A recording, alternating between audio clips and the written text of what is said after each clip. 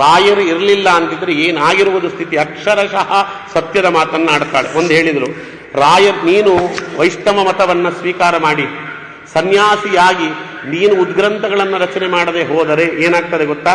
ಮೊದಲು ಹರಿಸರ್ವೋತ್ತಮ ತತ್ವವೇ ನಾಶವಾಗಿ ಬಿಡುತ್ತದೆ ಮಗು.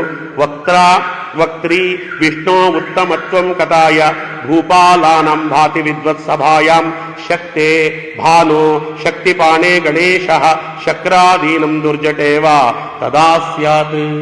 ನೀನೇನಾದ್ರೂ ಸನ್ಯಾಸಾಸ್ತ್ರ ಸ್ವೀಕಾರ ಮಾಡಲಿಲ್ಲ, ಹರಿಸರ್ವೋತ್ತಮತ್ವ ಅನ್ನುವುದೇ ನಾಶವಾಗಿ ಬಿಡುತ್ತದೆ. ಅದನ್ನ ಪ್ರತಿಪಾದನೆ ಮಾಡುವಂಥವರೇ ಇಲ್ಲದೆ ಹೋಗ್ತದೆ.